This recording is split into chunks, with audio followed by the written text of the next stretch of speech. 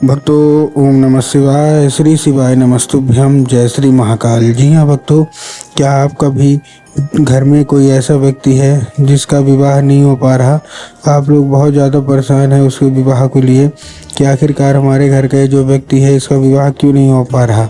आपने बहुत ज़्यादा मेहनत कर लिया, बहुत ज़्यादा प्रयास कर लिया कि उसका जो व्यक्ति है उसका विवाह हो जाए, लेकिन फिर भी उस व्यक्ति का जो विवाह है ना वो होने का नाम ही नहीं ले रहा। तो आपको परेशान होने की बिल्कुल भी आवश्यकता नहीं है, क्योंकि आज जो मैं आपको उपाय बताने वाला हूँ, अगर आपने उसको ध्यान से सुन के और अच्छे तरीके से कर लिया तो अवश्य रूप से आप देखेंगे कि आपका जो भी बच्चा है उसका विवाह अवश्य रूप से होगा ही होगा। क्या करना है, कैसे करना है, पूरा बताने वाला हूँ और अच्छे तरीके से आपको समझाने वाला हूँ। तो बस उपाय ध्यान से सुन के अच्छे से करिएगा ज़रूर। देखिए, आपको भी पता है कि पूज्य गुरुदेव की जो कथा होती है उसमें लाखों की भीड़ आती है, और जब गुरुदेव की कथा में लाखों की भीड़ आती है तो वहाँ ज़्यादातर जो भक्त होते हैं वो क्या करते हैं, पत्र के द्वारा अपनी इच्छा और अपनी मनोकामना जो होती है वो गुरुदेव तक पहुंचाते हैं। तो अभी गुरुदेव की कथा चल रही थी, आज से 4 से 5 महीने पहले की बात है। गुरुदेव की कथा चल रही थी और गुरुदेव की कथा में लाखों की भीड़ आई। अब जब गुरुदेव की कथा में लाखों की भीड़ आई तो वहाँ ज़्यादातर जो भक्त थे उन्होंने क्या किया, पत्र के द्वारा अपनी इच्छा ठीक और अपनी मनोकामना जो थी वो गुरुदेव तक पहुंचाई। अब जैसे ही गुरुदेव के पास पत्र पहुंचा और गुरुदेव ने पत्र पढ़ा तो वहाँ गुरुदेव ने देखा कि ज़्यादातर जो भक्त हैं उनकी क्या है, केवल एक ही इच्छा है और एक ही मनोकामना है। क्या कि गुरुदेव, हमारा जो घर का एक व्यक्ति है उसका क्या है, विवाह नहीं हो पा रहा। हम लोग बहुत ज़्यादा परेशान हैं उसके विवाह को लेके। कृपया करके कोई उपाय बता दें ताकि उसका जो विवाह है वो हो जाए, हमको समझ में नहीं आ रहा।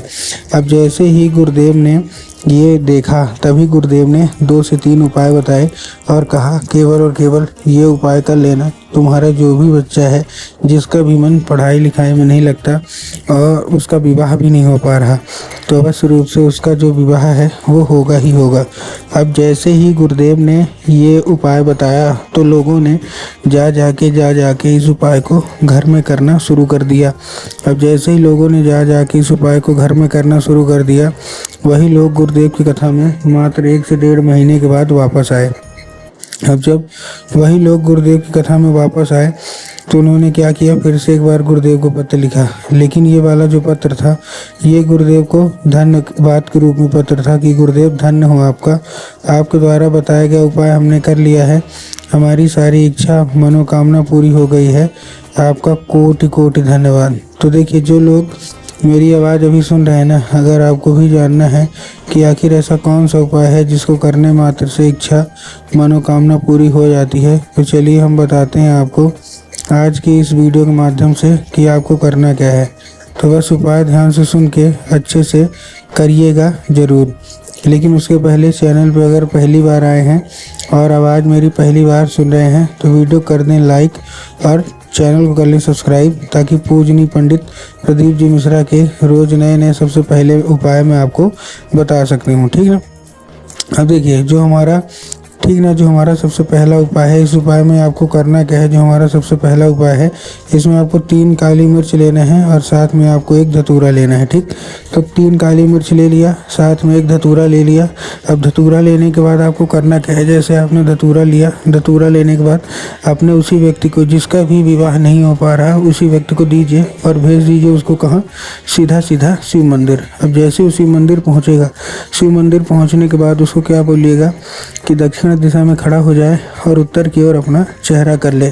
अब देखिए, दक्षिण और उत्तर में भी ना बहुत सारे लोग कंफ्यूज होते हैं कि दक्षिण क्या है, उत्तर क्या है, हमको थोड़ा साफ साफ बताओ। तब गुरुदेव ने साफ साफ बताया है कि आप जिस भी शिव मंदिर जा रहे हैं ना, उस शिव मंदिर का जिधर साइड जलाधारी होगा आपको अपना चेहरा उधर साइड करके खड़े हो जाना है। ठीक, खड़े हो गए, खड़े होने के बाद आपको करना क्या है, एक नाम लेके, कौन सा, महादेव का बहुत ही सुंदर सा नाम है, श्रम्भेश्वर महादेव। तो आपको करना क्या है, आपको श्रम्भेश्वर महादेव का नाम लेके और उन्हीं का स्मरण करके आपको चुपचाप अर्पित कर देना है बस।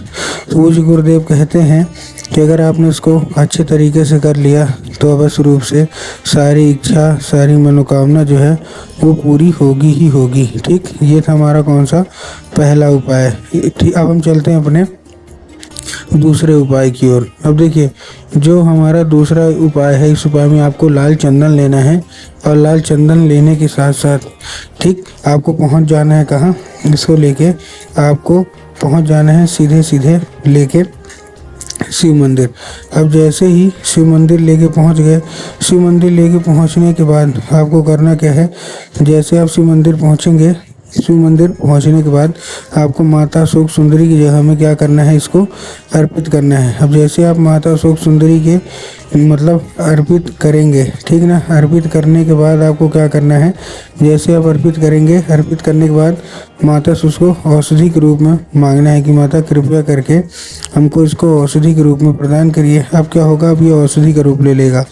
अब आपको करना क्या है, उस 5 मिनट तक आप खड़े रहिए, फिर आपको उसी चंदन को फिर से टच करना है और उसको लेके आ जाना है कहाँ, सीधे सीधे अपने घर।